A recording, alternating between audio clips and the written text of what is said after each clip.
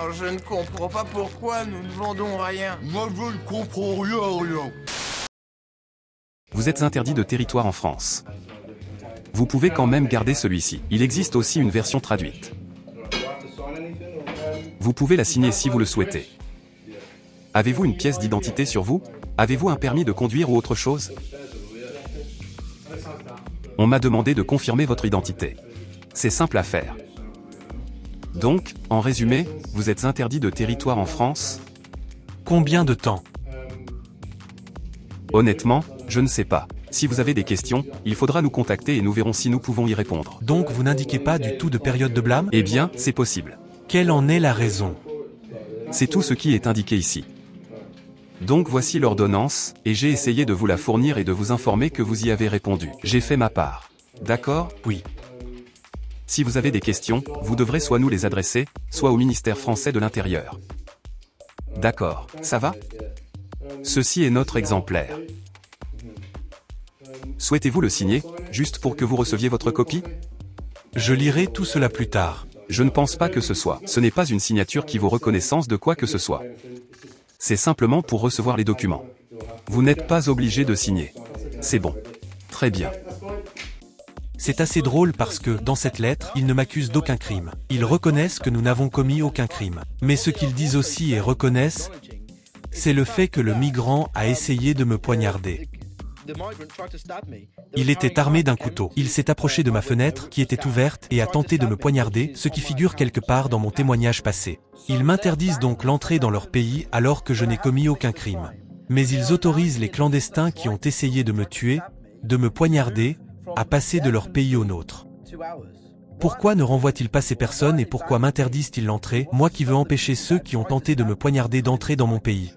Où ils vont se retrouver au milieu de femmes et d'enfants britanniques.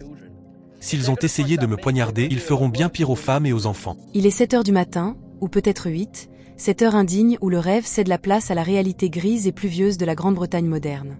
Pour notre jeune patriote anglais de 18 ans, connu sous le pseudo angloïde, ce réveil n'a rien du brossage de dents joyeux ou du petit déjeuner copieux censé nourrir l'avenir de la nation.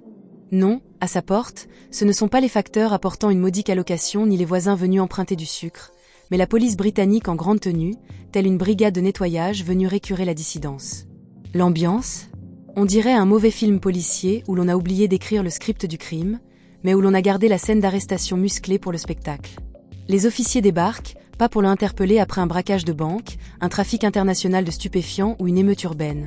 Ce serait trop classique, presque respectable, mais pour lui servir un papier froissé comme une serviette de salle de bain. Une missive officielle et glaciale du ministère de l'Intérieur français. L'ironie est absolument délicieuse, presque comique si elle n'était pas tragique. La police de Sa Majesté se transforme en facteur bilingue pour une dictature administrative étrangère. La lettre ne lui propose pas un séjour tout frais payé à Nice, une dégustation de vin à Bordeaux ou une visite guidée du Louvre, non, elle lui signifie purement et simplement son interdiction de territoire en France. C'est le genre de mise en scène théâtrale qui ferait rire aux éclats n'importe quel observateur extérieur un tant soit peu lucide, sauf que là, c'est vrai, c'est l'Europe de 2026 dans toute sa splendeur. Et la fameuse liberté de circulation s'applique apparemment à tout le monde sauf à ceux qui ont le malheur d'aimer leur pays un peu trop fort aux yeux de l'État. Quelle efficacité! Quelle coordination internationale pour traquer un jeune de 18 ans qui n'a rien fait de mal, on frissonne devant tant de zèle administratif pour une cause aussi inexistante.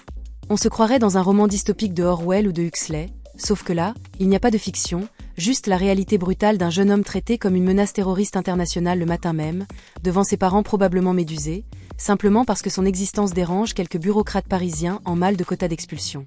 C'est impressionnant de voir à quelle vitesse la machine peut se débrayer when it serve narrative. Et maintenant, creusons un peu le fond de cette affaire sordide, car là où l'absurde devient de la pure folie démentielle, c'est dans le motif de cet exil forcé.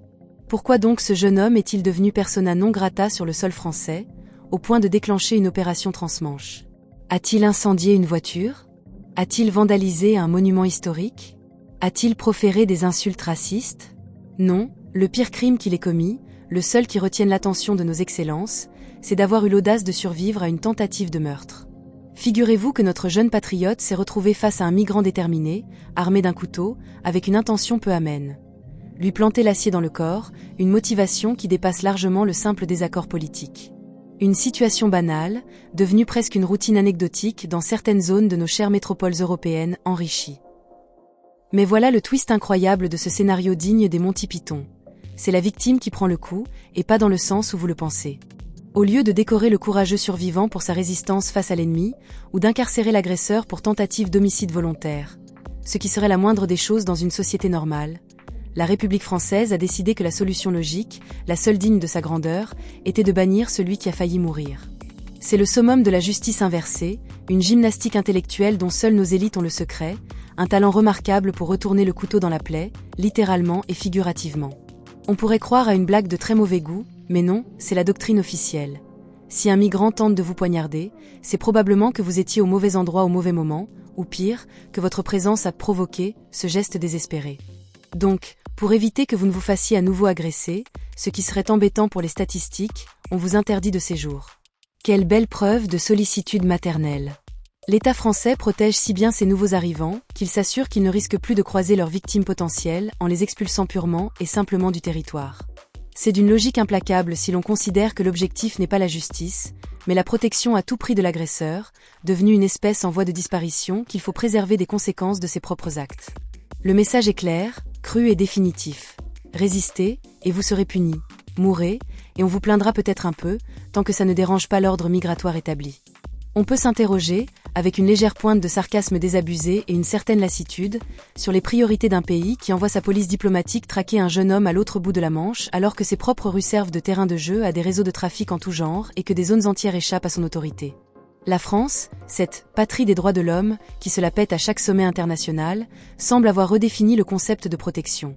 Il ne s'agit plus de protéger les citoyens, les résidents honnêtes ou les visiteurs, mais de protéger l'image d'une immigration incontrôlée et de ceux qui en profitent. Ce jeune angloïde a commis le crime de lèse-majesté suprême, le péché mortel aux yeux de l'État-providence, être une victime visible qui ne se tait pas et dont le témoignage dérange le narratif officiel. En tentant de le poignarder, son agresseur a sans doute agi par frustration, par désœuvrement ou par haine, mais la réponse de l'État français est, elle, calculée, froide et méthodique. Elle dit ceci, sans même prononcer un mot, « Nous préférons un migrant armé qu'un patriote gênant ». C'est la triste réalité d'une classe politique qui tremble à l'idée que l'on puisse pointer du doigt l'échec cuisant de son modèle multiculturel et de sa politique d'accueil massif. En bannissant la victime, ils espèrent faire taire l'histoire, effacer l'incident, et continuer à vivre dans leur bulle dorée où l'immigration est une richesse inestimable et la violence une simple anecdote du quotidien. C'est une politique de l'autruche armée d'un stylo bureaucratique, aveugle et sourde aux cris de ceux qui subissent. Ils protègent qui, demandez-vous ? Ils protègent leur idéologie mortifère, ils protègent leur électorat importé, et surtout, ils se protègent eux-mêmes de la colère légitime des peuples qu'ils sont censés servir. Ce n'est pas de la lâcheté, c'est de la trahison calculée, une trahison des fondements mêmes de la civilisation occidentale. Pendant ce temps-là, le vrai coupable, le poignardeur, rohamera probablement librement, rassuré par l'impunité qui lui est offerte, sachant que s'il recommence, l'État trouvera bien un moyen de blâmer la victime ou, mieux encore, de la faire taire en l'expulsant. C'est le nouvel ordre moral européen. La faute incombe toujours à celui qui ne veut pas se faire tuer sans broncher. Au final, cette histoire grotesque d'expulsion administrative pour survie à une agression est le symptôme d'une maladie bien plus profonde qui ronge l'Occident de l'intérieur, un cancer gangréneux qui mange la logique et la morale. Nous sommes arrivés à un point de non-retour où le sens des mots et des lois est totalement inversé, où George Orwell aurait peur de voir ses prophéties dépassées par la réalité. Un jeune Anglais de 18 ans ne peut plus mettre les pieds en France, patrie des Lumières disait-il, parce qu'il a osé subir une attaque, parce qu'il a été la cible d'une violence qu'il n'a pas cherchée. C'est le signal ultime, le klaxon de fin de partie envoyé à tous les Européens. Vous n'avez plus le droit d'être victime si votre agresseur appartient à la catégorie protégée du moment, celle que l'on ne doit jamais critiquer sous peine de lynchage médiatique ou juridique. La France, jadis terre d'asile pour les persécutés politiques, devient la terre de l'exil pour ceux qui osent dénoncer les persécuteurs réels. Et le plus ironique dans cette sombre comédie, c'est la complicité active de la police britannique, qui se fait le bras armé d'une décision française sur le sol anglais, montrant ainsi que l'establishment des deux côtés de la Manche est verrouillé à double tour contre les peuples indigènes qui osent lever la tête. Nous vivons dans une époque où la sécurité des citoyens pèse moins lourd dans la balance que le confort idéologique des gouvernants et la satisfaction des lobbies de l'immigration. Alors, que retenir de cette affaire ? Que la justice est devenue une option de luxe, un produit marketing réservé à ceux qui rentrent parfaitement dans le moule du politiquement correct, du chiptink ambiant. Pour Angloïde, c'est un sévère avertissement, un coup de semonce brutal, et pour nous, un miroir tendu à notre propre décadence, à notre propre couardise collective. Tant que nous accepterons que des victimes soient traitées comme des coupables et des agresseurs comme des invités honoraires, ce genre d'aberration continuera de se multiplier, gangrénant un peu plus chaque jour notre société.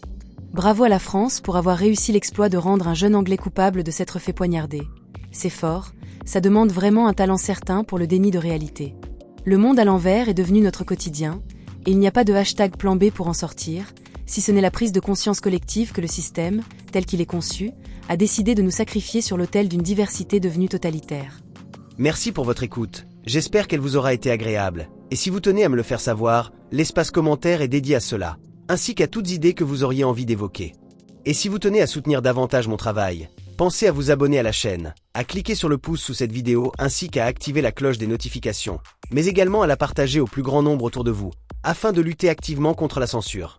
Car lorsque certaines voix peuvent être réduites au silence sans jugement, lorsque l'exclusion économique devient une sanction politique, alors le débat public cesse d'être libre.